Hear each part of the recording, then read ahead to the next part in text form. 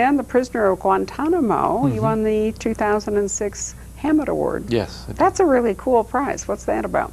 It's from the North American branch of the International Crime Writers Association, and I supposedly it's for sort of literary excellence in a crime novel. Now I'm not sure what they mean by that exactly, but it's nice when you hear it, when you receive the award, and you get a nice little Thin Man sculpture that's done by the California sculptor that has a falcon's head on it, sort of a blend of the Maltese Falcon and the Thin Man, who are Hammett's, I guess, the two most famous novels.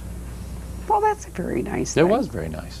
So, there you are. In fact, I have copies of all of them here. This is The Prisoner of Guantanamo Bay, and that's The Small Boat of Great Sorrows, Lie in the Dark, The Warlord's Son, and then your new book, The Amateur Spy. Why is it you think that Hollywood's interest has been in A Small Boat for Great Sorrows? I don't know. If I could understand Hollywood, then me and a million other people could make a lot more money.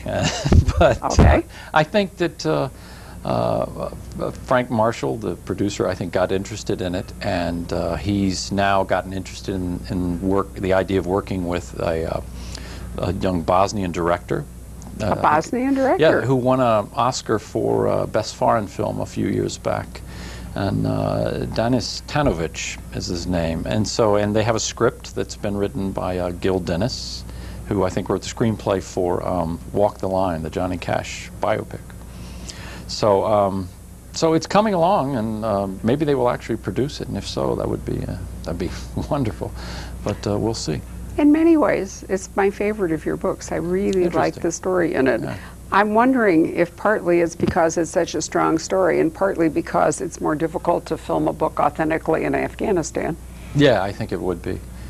And it's what I heard on The Warlord's Son too is that Hollywood didn't like the idea that one of the main characters sort of loses control of his own fate toward the end of the book. And I thought, well, that's the way the world works in Afghanistan. And also, since when does Hollywood feel constrained by what a book actually says? Well, there's certainly that. They could resurrect it. But, you know, Hollywood is more interested in characters like Indiana Jones and James Bond, who always never loses control. Right, you kind of win through to the end. And The Warlord's Son is a little unsettling in that respect. Yeah, it is. What about The Prisoner of Guantanamo? That was an interesting topic for you to tackle. It was, and it was a tough topic. And when you talk about something being a political novel, that's another one of those topics that gets political, whether you're addressing the politics of it or not. So maybe that's another reason, again, why they call these political novels, even though it doesn't address, you know, who's for it, who's against it so much. It's just about the characters down there in this pressure cooker environment and this claustrophobia that they all feel being there. And what is the topic that you're addressing in the book? Sort of what, and once again you have an FBI interrogator, once again a character with a bit of a past at Guantanamo as a Marine when he served there much earlier. And you have conflicting loyalties down there. You have conflict between the different agencies over how to do their jobs down there, which is quite real. And as a result of those conflicts, you have some people who are put in jeopardy and need to try to get out of things with their skin. You're not really able to avoid some opinions on terrorism, are you? My characters aren't. They have pretty strong opinions, varying. The ones in Guantanamo in particular were at sort of the two different ends of the spectrum on how they felt this country should deal with terrorist suspects and things like that. So that leads you to torture and, I mean, terrorism. Torture, sort of or what is torture, or how do you get the facts out of people? Do you try to generate trust, or do you just go at them full force and try to beat it out of them, or either figuratively or literally, or how do you deal with people like that? Well, it's a very tough issue to write about. It's the book that you've written closest to home in the sense that you're really dealing with Americans on American territory. Yeah, true. So then you moved on to The Amateur Spy. What's all that? Well, The Amateur Spy is a fellow who was a UN aid worker for years, and he thinks he's on the verge of retirement, maybe with some ill-gotten gains, we're not really sure. And he's got this much younger, quite beautiful wife who he met in Bosnia when he was doing aid work there.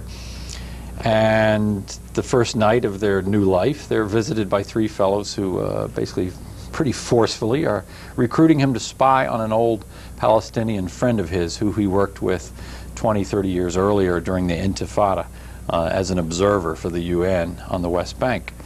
And it's not something he'd prefer to do, but they have a secret from his past that they hold over his head, and it's something he would prefer his wife not find out about as well. And so he agrees to do this. His Palestinian friend, these intelligence agency, the agency they're working for isn't quite clear, but they convince him that they think this fellow he used to work with is helping divert money to all the wrong places in the Middle East. And so it becomes his job to find out whether his old friend has sort of turned and joined the wrong people. But he himself has been turned by blackmail from... Yes. You know, I think that seems to come up fairly often when you're trying to deal with people whose loyalties get turned, is what is the emotional pressure point that can be applied. Right. And that's an espionage theme, and whether it's Cold War espionage or whatever, you're always looking for the weak point of another character, and that's usually to be found in their personal life.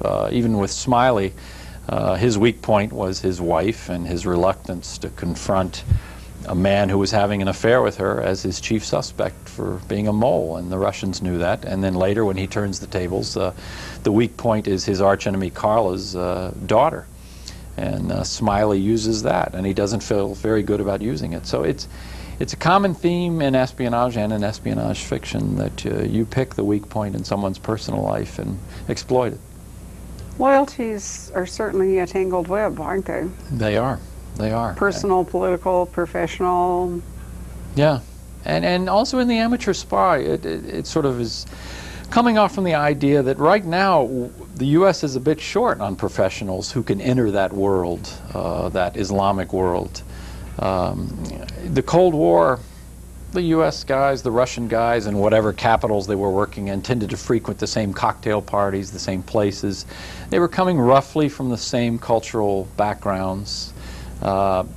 Same thing in World War II espionage, really, in Switzerland with the Germans, the English, the Americans. They were all there. They knew who each other, knew who they were, but they sort of knew what the other side, the way they approached things. Now, dealing with Islamists, and it's a completely different cultural background. The language barrier is much tougher. And the U.S. was really caught short in having enough qualified people. They really didn't have anyone who could infiltrate those worlds. So the idea that they would turn to an amateur is much more plausible, because this fellow, at least, does have a real solid connection with someone who they think is doing bad things on that side. Plus, he's taken himself with his lovely wife to one of those Greek islands we were talking about, only one that's probably not quite so developed as Santorini. Yeah. So he's vulnerable.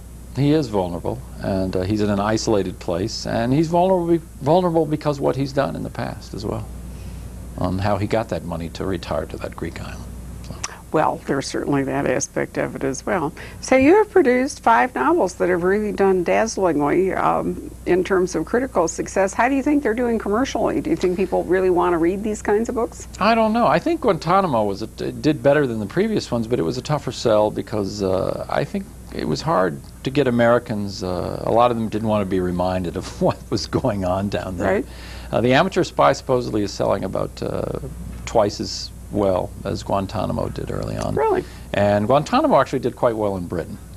So, and especially in I can paperback. see that. Yeah. I mean, I would have actually thought. I know that your British publisher, Hodder and Stoughton, and your whole profile in Britain and the Commonwealth is actually probably as high or higher than it's been in America, which is unusual because, you know, Peter Robinson, who is British, is really more of an American, although he's come on very strong in Britain. But I think you're one of those authors that actually may have a higher European profile. I think so.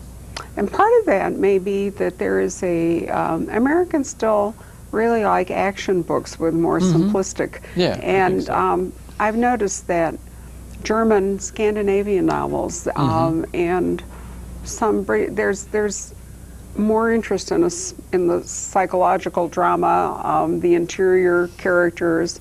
Oftentimes, instead of a big landscape that everybody moves across, they're more claustrophobic. It's a different sensibility. It is.